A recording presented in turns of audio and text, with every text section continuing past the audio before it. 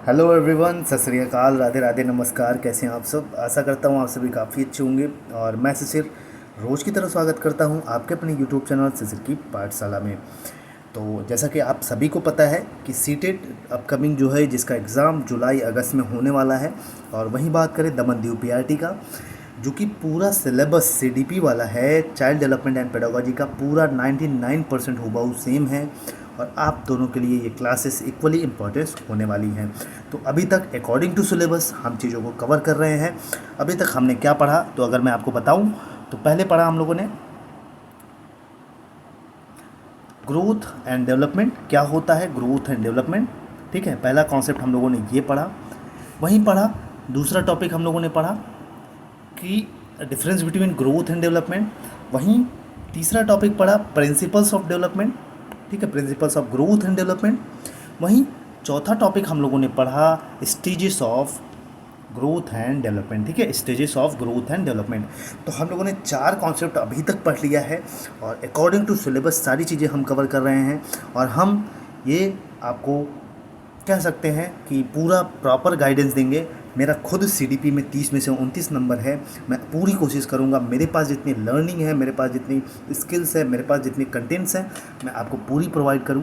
और वीडियो को अंत तक देखिएगा, आप भी पा सकते हो 30 में से 30।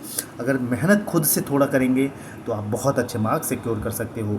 तो आज का हमारा जो पांचवा टॉपिक है, ये एक चीज़ बता दूं, पुराने वीडियोस के लिए मैंने प्लेलिस्ट बना दी है। आप देखेंगे दमन दीव वाले, वो जाएँ पीआरटी दमन दीव देखेंगे, उसमें पूरी क्लासेस हर सब्जेक्ट की एक जगह मिल जाएंगी।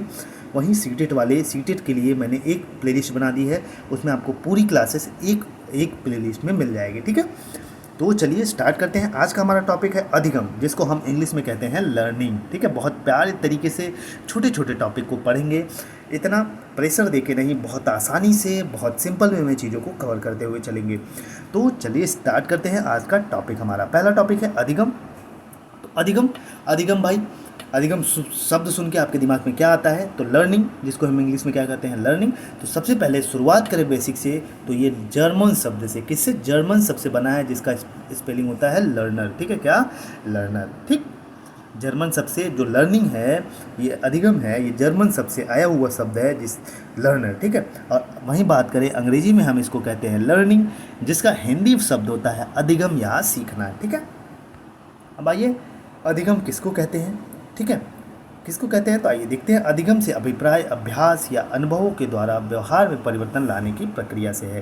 तो भाई सीधी सी बात है, अधिगम का मतलब है चीज़ों को प्रैक्टिस करके, चीज़ों को एक्सपीरियंस करके, जब हमारे व्यवहार में खुद के बिहेवियर में कोई भी परिवर्तन हो, तो हम मानते हैं कि हम परिवर्तन उसको हम अधिगम कहते हैं। अब एग्जाम्पल के माध्यम से समझिए, देहाती भाषा में समझिए, इंग्लिश में समझिए, आपको जिस भाषा में समझ में आता है मैं आपको उस भाषा में समझाऊंगा। ठीक है, तो सुनिए, अब सिंपल वे में सुनिए। आप सीखना चाह रहे थे साइकिल चलाना। ठीक है, क्या? साइकिल चलाना आप सीखना चाह रहे थे। अब इसके पहले आप साइकिल चलाना बिल्कुल नहीं जानते थे, साइकिल जानते थे बस साइकिल ये होती है, ऐसे चलाया जाता है। अब आपने प्रैक्टिस किया। ठीक है, आपने प्रैक्टिस किया, आपने बड़े से अपनी मदद ली, आपने जाना पहचाना। ठीक है, आपने एक्सपीरियंस किया, चला के 20 दिन 20 दिन 30 दिन 40 दिन आप हो गए अनुभवी, आपके बिहेवियर में हो गया परिवर्तन। अब ये परिवर्तन, जो परिवर्तन वर्ड है, इसका मतलब ये है कि पहले आप साइकिल चलाना नहीं जानते थे, अब आप साइकिल चलाना सीख गए, तो ये हो गया बिहेवियर में परिवर्तन। तो इसी को हम कहते हैं अधिगम।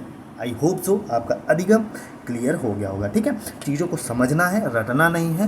क्वेश्चंस अगर सीटेड दमन दीव में करना है तो हमें चीज़ों को रटना नहीं है, हम सीखेंगे न कि रटेंगे। ठीक है, तो आइए एग्जाम्पल के माध्यम से देता हूँ, आपको अच्छी से चीज़ें समझाऊंगा। एक छोटा बालक पहली बार आग को देखकर उसे छू लेता है। जैसे अब छोटा बच्चा है, अब देखिए छोटे बच्चे के परिप्रेक्ष्य में समझिए, मैंने अब एकदम सिंपल लैंग्वेज में साधारण चीज़ों को बताया। एक छोटा सा बालक है, वो क्या करता है, आग को, उसको क्या पता कि आग क्या होता है, वो जाके छू लेता है। ठीक, और जल जाता है। इससे बालक को एक कड़वा अनुभव मिलता है। इससे बालक को क्या मिलता है? कड़वा अनुभव मिलता है, एक बिटर एक्सपीरियंस मिलता है।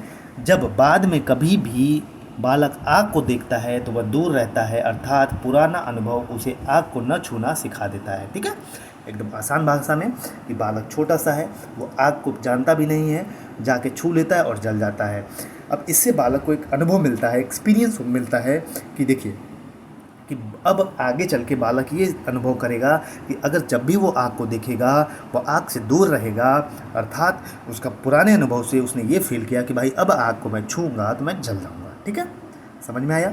चीज़ें समझ में आएंगी, आप लोग बने रहिएगा अंत तक। ठीक है, बहुत छोटा सा टॉपिक है, इसको बहुत आसान तरीके से मैं चीज़ों को समझाने करूँगा। इस टॉपिक में बस हम लोग अधिगम को पढ़ेंगे। ठीक है, छोटा सा प्यारा सा टॉपिक है। इसके बाद हम पढ़ेंगे व्यवहारवादी लोग, जैसे पियाजे, ये सारी चीज़ें। ठीक है, अब अधिगम को प्रभावित करने वाले कारक कौन कौन से हैं, कभी कभी यहाँ से क्वेश्चन पूछ लिया जाता है। पहला, सीखने की इच्छा। ठीक है, विलिंगनेस टू लर्न। अब कैसे, ये कैसे सीखने की इच्छा कैसे अधिगम को प्रभावित करती है? बिल्कुल, अगर आप, ठीक है, एग्जाम्पल लेता हूँ सिंपली पढ़ने में। ठीक, अगर ये वीडियो आप पढ़ना चाहते हैं, आप एग्ज़ाम क्रैक करना चाहते हैं, ठीक है, आपके अंदर इच्छा है, आपके अंदर विलिंगनेस है चीज़ों को सीखने का, तो आप इस वीडियो को देखोगे और आप इस वीडियो के माध्यम से ज़रूर कुछ चीज़ें सीखना चाहोगे। आपके अंदर विलिंगनेस नहीं है, आप नहीं चाहते हो, ठीक है, तो आप नहीं सीख पाओगे। तो जब तक जहाँ चाह वहाँ राह।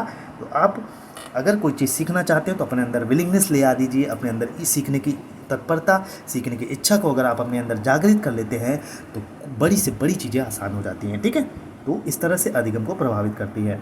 अब दूसरा, प्रेरणा। अब प्रेरणा कैसे प्रभावित करती है, आइए ये समझाता हूँ। मोटिवेशन, मोटिवेशन कैसे करता है भाई?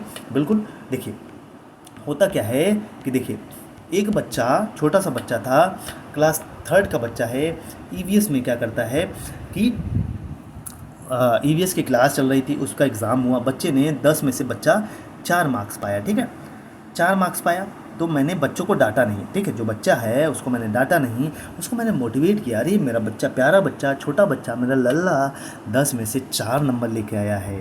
अब अगली बार मेरा बच्चा 10 में से 6 नंबर लेके आएगा, फिर उसके बाद 10 में से 8 नंबर लेके आएगा, धीरे धीरे मेरा बच्चा 10 में से 10 नंबर लेके आएगा। ठीक है, इस तरह से मोटिवेट करेंगे बच्चे को। ठीक है, तो मोटिवेशन बिल्कुल अधिगम को प्रभावित करता है। आप अगर खुद से मोटिवेट रहते हो, चीज़ों को बहुत आसान, आपको बड़ी बड़ी चीज़ें बहुत आसान लगने लगती हैं। ठीक है, आप असंभव वाली चीज़ें संभव बना देते हैं, आपके अंदर खुद का मोटिवेशन रहता है। ठीक है, तो इनर मोटिवेशन बहुत ज़रूरी होता है। तो इस तरीके से ये अधिगम को प्रभावित करता है। अगर आप मोटिवेशन है तो आप कोई चीज़ बेस्ट तरीके से कम समय में कर देते हो। ठीक है, अब आगे चलते हैं। शिक्षण विधि, टीचिंग मेथड। बिल्कुल भाई, देखिए इसको हमारे तरीके से समझिए। टीचिंग मेथड कैसे अधिगम को प्रभावित करती है? भैया हम आपको वही सिखा रहे हैं, रटी रटाई चीज़ें, किताबों वाली चीज़ें पढ़ा रहे हैं। ठीक है, जो सारी सब लोग पढ़ाए जा रहे हैं, आपको मेरा सिखाया हुआ, मेरा पढ़ाया हुआ अगर आपको समझ में नहीं आया, आपने अगर नहीं सीखा, तो मेरा पढ़ाना व्यर्थ है। ठीक, तो मेरी जो टीचिंग स्टाइल होनी चाहिए, मेरी टीचिंग मेथड है, वो सभी बच्चों को इक्वली समझते हुए, उनके दिमाग को, उनको मेंटल स्टेटस को, मेंटल लेवल को समझते हुए, उनकी देहाती भाषा में बच्चा समझ रहा है तो मैं देहाती भाषा में समझाऊंगा। बच्चा एक बार नहीं समझ रहा है, बच्चा एक मेथड से नहीं समझ रहा है, मैं दूसरी मेथड से समझाऊंगा। बच्चा जितनी मेथड से समझेगा, जब तक नहीं समझेगा, चीज़ों को प्रैक्टिकल करके सिखाऊंगा, लेकिन मैं आपको अंत तक सिखाऊंगा ज़रूर। ठीक है, तो शिक्षण विधि बहुत मैटर करती है। ठीक है, हंसा हंसा के पढ़ाना, किसी चीज़ को लीन होकर पढ़ाना, किसी चीज़ को प्रैक्टिकल के माध्यम से पढ़ाना, किसी चीज़ को, कठिन चीज़ों को आसान तोड़ मरोड़ के पढ़ाना, तो ये टीचिंग मेथड आपके अधिगम को जरूर प्रभावित करती है। ठीक है, अब आइए मैच्योरिटी, बिल्कुल परिपक्वता। एक 2 साल के बच्चे को, 1 साल के बच्चे को आप बड़ी वाली साइकिल सिखाओगे तो नहीं सीख पाएगा। क्यों भाई? मैच्योरिटी ही नहीं है। ठीक है, मैच्योरिटी का अपना एक लेवल होता है। ठीक है, अगर आप मैच्योर स्टेज में रहते हैं तो उस समय वाली चीज़ें अगर आपको सिखाई जाती हैं तो वो आपके लिए आसान होती हैं। अगर आप 1 साल के हो, आपको गाड़ी चलाने के लिए देंगे तो आप गाड़ी नहीं चला पाएंगे, 2 व्हीलर नहीं चला पाएंगे। ठीक है, तो मैच्योरिटी इसलिए अधिगम को प्रभावित करती है। अब शारीरिक स्वास्थ्य, फिजिकल हेल्थ। आइए फिजिकल हेल्थ कैसे प्रभावित करती है ये समझाता हूँ। फिजिकल हेल्थ की बात करूँ, ठीक है, फिजिकल हेल्थ की बात करूँ, अगर आपका फिजिकल हेल्थ कैसे बढ़ा, अगर आप शारीरिक रूप से स्वस्थ होते हैं तो वो कहते हैं ना एक वर्ड कि स्वस्थ शरीर में ही स्वस्थ, मतलब क्या कहते हैं उसको, स्वस्थ दिमाग वास करता है। आप इस तरह से समझिए कि ठीक है, अगर आपका शरीर स्वस्थ है तो आपका दिमाग भी स्वस्थ रहेगा। तो अगर आप फिजिकली फिट रहते हो तो आपका दिमाग अच्छे से काम करता है, आपका मेंटल लेवल अच्छे से काम करता है, आपकी थिंकिंग एबिलिटी अच्छे से काम करती है, आप अच्छे से चीज़ों को सोचते हो, समझते हो। ठीक है, अब आइए लास्ट बट नॉट लीस्ट, वातावरण। ठीक है, बहुत बड़ा फैक्टर वातावरण। ठीक है, अगर हम आपको ऐसा माहौल दें, एग्ज़ाम ओरिएंटेड कंटेंट दें, जो एग्ज़ाम में पूछी जाती हैं उसी से रिलेटेड गाइडेंस दें, तो आप वैसा ही करोगे। ठीक है, आप एग्ज़ाम में अच्छा कर जाओगे। तो माहौल, वातावरण बहुत अच्छा, बहुत बड़ा फैक्टर है जो अधिगम को प्रभावित करता है। अगर हम आपको एक अच्छा एनवायरनमेंट दे रहे हैं, अच्छा पर्यावरण दे रहे हैं, अच्छा वातावरण दे रहे हैं, आपको अच्छी अच्छी चीज़ें दे रहे हैं, अच्छे अच्छे खाने का दे रहे हैं, अच्छे घर में बिहेवियर, अच्छे तरीके से घर में बोला जा रहा है, अच्छे से बिहेव किया जा रहा है, अच्छा अच्छा खाना मिल रहा है, हेल्दी फूड्स, हेल्दी डाइट्स मिल रही है, तो आपका जो एटमॉस्फेयर होगा बहुत काफ़ी अच्छा होगा। वहीं बात करें तो किसी फैमिली में गाली गलौज हो रही है तो बच्चा भी गाली गलौज सीखेगा। किसी में वहाँ का घर का एटमॉस्फेयर आपने बहुत रिजिड बना दिया है, बहुत रूडनेस वाला बिहेवियर कर रहे हैं, तो बच्चा भी वैसा हो जाएगा। तो एटमॉस्फेयर, एनवायरनमेंट बहुत बड़ा फैक्टर है जो अधिगम को प्रभावित करता है। तो आई होप सो अधिगम क्या होता है, अधिगम को प्रभावित करने वाले जो फैक्टर्स हैं वो आपको काफ़ी अच्छे से समझ में आ गए होंगे। मैं चीज़ें समझाऊंगा, मैं चीज़ें सिखाऊंगा, न कि मैं चीज़ें रटाऊंगा। तो वीडियो को अंत तक देखा होगा आप लोगों ने इंटरेस्टिंग वे में। ऐसी चीज़ों को हम कवर करेंगे, छोटे छोटे टॉपिक्स को बहुत देहाती भाषा में समझेंगे, देहाती में इंग्लिश भाषा में समझेंगे इंग्लिश भाषा में।